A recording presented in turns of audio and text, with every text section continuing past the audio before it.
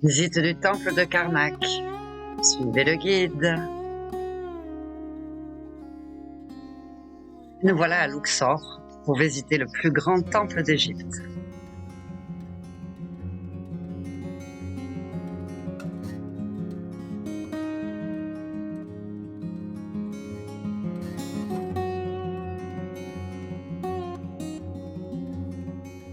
Le temple de Karnak, le plus grand temple en Égypte, qui porte le nom de cette ville Karnak. Karnak, ça veut dire la forteresse. La forteresse. L'ancien nom à l'époque, c'était Ber'a, et ça veut dire la grande maison. Le temple de Karnak, c'était la grande maison de Dieu Amun-Ra, le dieu du soleil. Okay? Et quand les Arabes sont venus en Égypte, 642 après Jésus-Christ, ils ont trouvé le temple de Karnak bien protégé avec un grand mur. Là, le mur qu'on voit sur la maquette, c'est un mur qui était construit à l'époque pour protéger le temple contre la crue du Nil. C'est pour ça qu'ils ont changé le nom de cette ville à Karnak, qui ça veut dire la forteresse, la terre fortifiée. Okay? La construction du temple commençait par la famille de la reine Hatshepsut, 1450 avant Jésus-Christ. Pardon, 1450 avant Jésus-Christ. Après ça, chaque pharaon montait sur le trône d'Égypte et il a ajouté quelque chose. Donc le temps commençait par Hatshepsut et finit par le pharaon qui s'appelle Nectanebo II, le premier pylône par là-bas à l'entrée. On voit là-bas, c'est la dernière chose qui était construite vers 332 avant Jésus-Christ par le pharaon qui s'appelle Nectanebo II. Donc le temple était construit pendant 1300 ans. Alors 1300 ans pour construire un temple.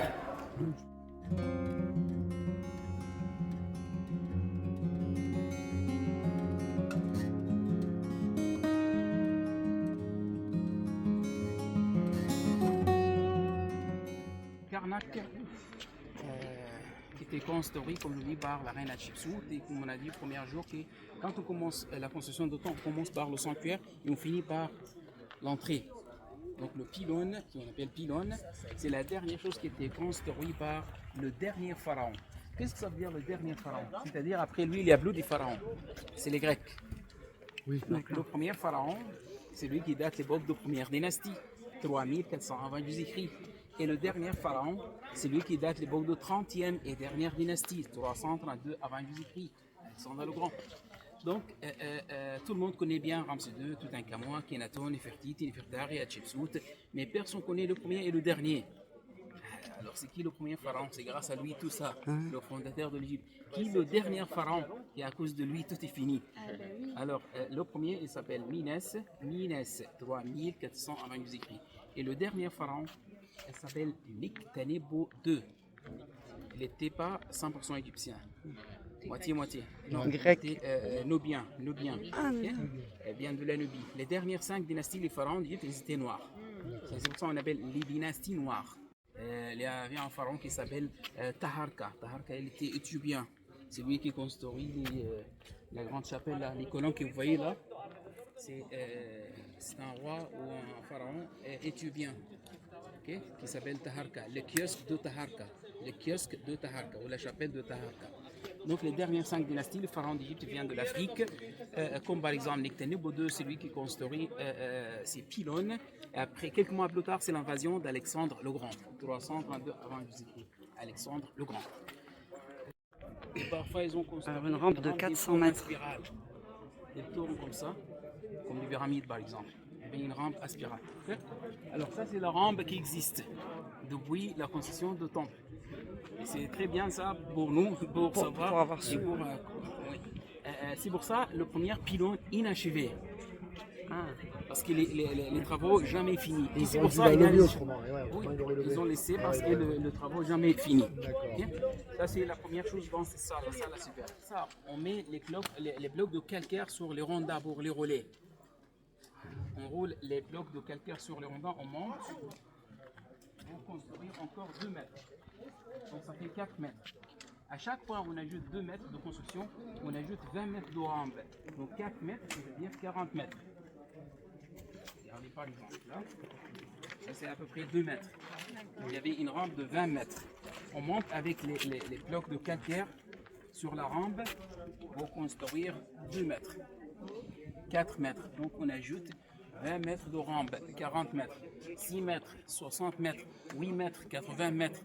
À chaque fois on ajoute 2 mètres de construction, on ajoute 20 mètres de rampe. Alors là, le pilon il fait 40 mètres.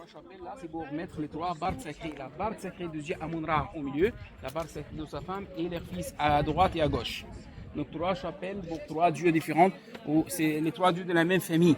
On appelle ça triade, la triade de Luxor, la triade de cette ville, la famille de Dieu Amun-Ra. Okay? À l'entrée du temple, juste devant le pylône, il y a le sphinx. Et là aussi, il y a des sphinx à tête de bélier. Okay? Le bélier, c'est l'animal sacré de Dieu Amun-Ra, le symbole de la sagesse. Corps de lion, c'est la force. Tête de bélier, c'est la sagesse. La force et la sagesse de Dieu Amun-Ra. Donc chaque statue représente le Dieu Amun-Ra. Et entre les pattes de chaque statue, il y a une petite statuette. C'est le pharaon Ramsès II. Entre les pattes de Dieu, c'est le symbole de la protection. Donc le Dieu Amun-Ra, le sphinx, protège le pharaon entre ses pattes. Ici, il y a 12 entrées. Donc cet temple, il y a 2 entrées. L'entrée principale, là, et l'entrée du sud de l'autre côté. Et devant chaque entrée, il y a le sphinx. Et ici, l'entrée principale, le sphinx s'arrête là-bas. Il y a juste 40 statues de sphinx. Mais de l'autre côté, le sphinx continue jusqu'à Luxor, jusqu'au temple de Luxor. D'accord. Donc il y a plus que 1060 statues de sphinx de l'autre côté, jusqu'à Luxor. Okay? Il y a 3 km entre les deux temples, le temple de Luxor et le temple de Karnak. 2 statues qu'on voit. C'est un petit temple qui était construit à l'intérieur de temple de Karnak, un temple d'un temple. Un temple d'un temple. Ici, il y a plusieurs temples qui étaient construits à l'intérieur de ces complexes. C'est pour ça qu'on appelle les temples de Karnak, le temple, les temples, le complexe Karnak. Okay? Le petit temple de Ramsès III qui était construit par le pharaon Ramsès III. Deuxième pylône, ça c'est le deuxième pylône qui était construit par le pharaon Ramsès II. Donc ici, il y a 10 pylônes, il y a 10 comme ça. D'accord. 10 pylônes. C'est énorme, Okay? ouais, c'est énorme. Il y a 6 pylônes à la même axe et 4 pylônes latéraux. 6 et 4. Par exemple, derrière moi, c'est le deuxième pylône qui était construit par le pharaon Ramsès II. Chaque pylône plus petite que l'autre. Plus petit, ok? Pour obtenir à la fin la forme pyramidale. Okay? Donc le premier pylône est Nectanebo II, deuxième pylône Ramsès II. Et à l'entrée du deuxième pylône, il y a 2 statues en granit. 2 statues en granit pour le pharaon Ramsès II. À droite, c'est le pharaon à la position guerrière. La jambe bouge devant, il fait comme ça. Et toujours la jambe bouge, c'est la côté de cœur. Et comme ça, le pharaon, quand on commence la guerre, il commence par la jambe bouge pour dire que je protège l'Égypte de tout mon cœur.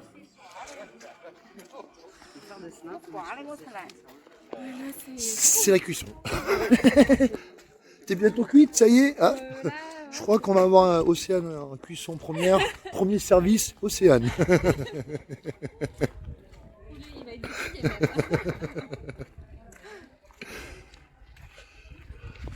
Donc voilà, ça, la jambe gauche en avant, position guerrière, parce que le cœur, en même temps, jambe gauche, c'est le cœur. La position funéraire, Ramsès II. Donc ça, c'est le deuxième pylône. On a le premier pylône qui est ici, du temple. Deuxième pylône ici.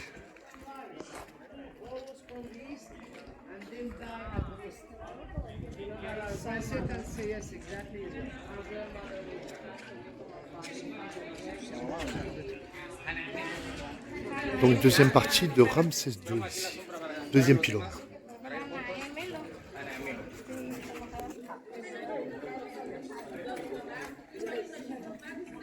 Regardez là, c'est marqué en arabe la crue de Nil en 1887. En 1887, le Nil est monté juste là. D'accord. La ligne noire. Donc le Nil monté, voilà. Donc voilà la ligne noire. C'est où il y avait le Nil qui montait.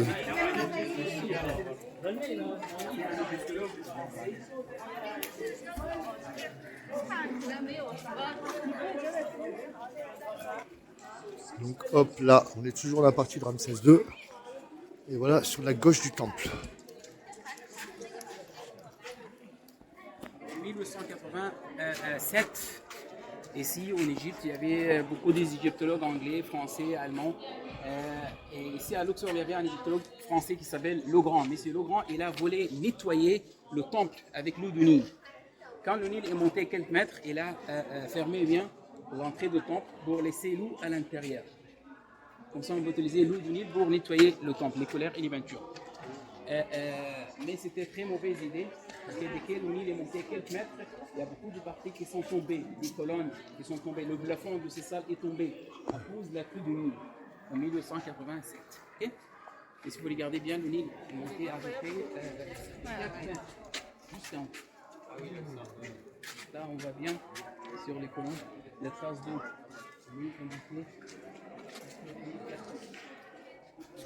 Ah, c'est la trace blanche là, ouais, un peu blanche-noire là. À ses pieds là. Avec le soleil, on est À ses pieds avec le soleil, ouais. À ses pieds, jusqu'au ouais. pied du pharaon. Voilà, donc voilà, jusqu'où. Il y a beaucoup de couleurs, pas beaucoup, il y a quand même. Regardez les peintures et les couleurs qu'on voit, qui sont d'origine jamais restaurées. Les couleurs et les peintures qu'on voit là, elles datent l'époque de Ramsès II, 1200 avant Jésus-Christ, plus que 3000 ans. Il y a des couleurs et des peintures. Et d'ailleurs, les pigments, ils s'étaient trouvés où? On ne sait pas. C'est un mystère jusqu'à même, on ne sait pas qu'est-ce qu'ils ont utilisé pour. Ah ouais, les pigments, on ne savait pas, ouais, d'accord. Il y a des hypothèses, ils ont utilisé l'oxyde de fer pour faire le rouge, l'oxyde de cuivre pour faire le bleu, le charbon pour faire le noir, mais tout ça, c'est pas sûr. C'est sûr, pourquoi pas on fait la même chose maintenant, pour avoir des couleurs comme ça. Alors, ça c'est la salle hypostyle de Ramsès II. La plus grande, la salle hypostyle, c'est la plus grande salle hypostyle en Égypte en fait. Il y a 134 colons. 134 colonnes. Étaient construits par deux pharaons, commencé par Siki Ier et fini par son fils Ramsès II, vers 1200 avant Jésus-Christ. La salle était fermée, le plafond était en pierre. Regardez, il y a quelques dalles qui existent, plusieurs dalles étaient posées côte à côte pour fermer la salle, le plafond. Okay? Ramsès II, il a construit son palais royal au-dessus de cette salle. Regardez la fenêtre qu'on voit en haut. Ça, c'est la fenêtre du palais royal de Ramsès II. La fenêtre de son palais. Son palais était là-haut, d'accord. Au-dessus de cette salle. Et comme le plafond est tombé, c'est pour ça qu'il n'y a plus de palais maintenant. Tout est détruit. La salle hypostyle de temple de Karnak, le plus grand de l'Égypte. Deuxième plus grand de l'Égypte, c'est la salle hypostyle du temple de Luxor. Malgré c'est la deuxième, mais c'est rien à voir. Il y a 32 colons là. Ici, il y a 134 colons. Okay? Tous les scènes que vous voyez représentent le pharaon Ramsès II et le dieu Amon-Ra. Le pharaon qui représente les offrandes. Ramsès II à gauche, et devant lui, le dieu Amon-Ra qui porte deux plumes sur sa tête. Amon-Ra et Ramsès II. Okay? C'est les scènes d'offrande et les scènes d'adoration. Ils ont martelé quand même aussi. Ouais, c'était martelé aussi. C'est par les fidèles de Ramsès II, ils ont martelé toutes les scènes qui représentent le père de Ramsès II, Seti Ier. Même Ramsès II lui-même, il a effacé le cartouche de son père pour mettre son propre cartouche. C'est pour ça que les cartouches sont beaucoup plus profondes. Les gravures sont très très profondes. Par rapport aux autres, il était très malin, comme ça c'est difficile pour les autres parents qui viennent après lui de d'effacer les cartouches. C'est pour ça qu'il a fait son cartouche avec des graveurs Ramsès II. Les chapiteaux, on appelle chapiteaux babiriformes, comme les fleurs de babyrus, ouvertes. Et les deux par côté, babiriformes, fermées. Là, ce sont comme les fleurs de babyrus, mais elles sont fermées. Mais la laine centrale, elles sont ouvertes. Ça, c'est la première différence. Deuxième différence, c'est la hauteur. Pas la même hauteur. La laine centrale, 25 mètres. Et les deux bas-côtés, 17 mètres. Okay? C'est la salle hypostyle de Ramsès II, la plus grande salle hypostyle en Égypte, qui était construite par le pharaon et son père, Seti Ier. Ramsès II et son père. Okay?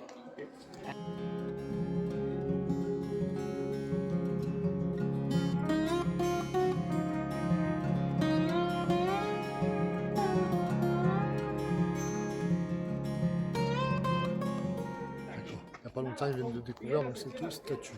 Il y a plein de statues En cachées. Elle était en quoi elle était?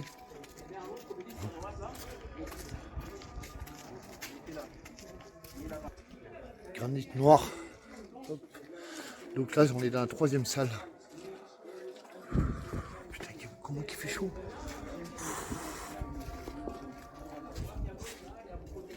Perse. Et avec chaque personne, il y a un cartouche qui porte le nom de sa ville. Ce n'est pas le nom de leur nom, mais c'est le nom de leur ville. Il vient d'où exact? Alors, regardez combien de villes qui était conquis par Thutmose III. Et à gauche, il y a une statue en granit, c'est la statue de Thutmose III. Statue de Thutmose III en granit. Voilà. Comme vous voyez, mais ils ont respecté la tradition de construire des temples. Le temple construit un axe droit. Vous pouvez rentrer, on va bien la dernière partie du sanctuaire. Okay?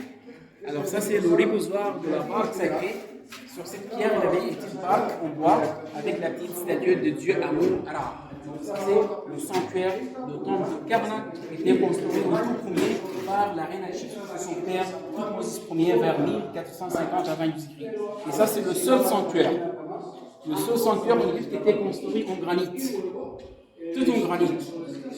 Normalement, le granit, c'est juste pour les obélisques, les statues. Mais là, ils ont construit même le mur en granit, le plafond en granit. Ils ont fait comment là? Ils ont fait comme pour les obélisques. La même chose, ils ont taillé là-bas, après ça, avec les riches jusqu'ici. Mais les grandeurs, les dessins, les droits, c'est à la fin. Okay? La reine Hatshepsut, comme je vous dis, c'était une femme. Elle avait peur, peut-être elle avait un problème d'être un pharaon et pour faire plaisir les Égyptiens, pour être accepté par le peuple, et là voulait faire quelque chose d'exceptionnel pour notre Dieu préféré, Amun-Ra. C'est pour ça qu'il a construit la chapelle de Dieu Amun-Ra en granit, tout en granit. Okay? Les scènes astronomiques au plafond, les étoiles, comme ça. Le plafond était bleu, bleu comme le ciel avec des étoiles jaunes. Alors, sur l'obélisque, on a vu le cartouche de la reine Hatshepsut. Ici, peut-être pour la première fois, on voit la reine Hatshepsut. Elle est là, qui présente deux vases avec l'eau de Nil pour la barque sacrée de Dieu Amun-Ra. Donc, toutes les scènes que vous voyez là, c'est la reine Hatshepsut. Là, elle était habillée comme les garçons, comme les hommes, avec la barbiche, les tenues traditionnelles des hommes. Si vous regardez bien là, juste derrière moi, vous allez voir bien que la reine est présentée comme un garçon, comme un homme. La reine Hatshepsut représente les enfants pour son dieu préféré, Amun-Ra. Okay? Allez, on continue.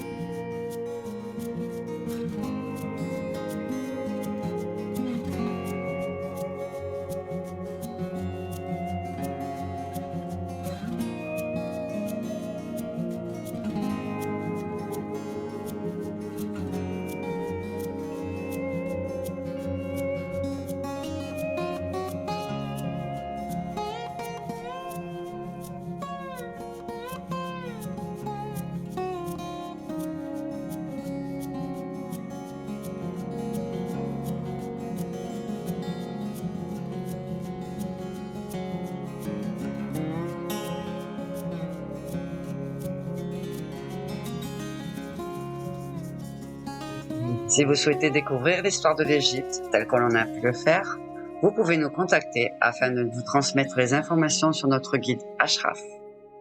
Merci d'avoir suivi cette vidéo. Abonnez-vous.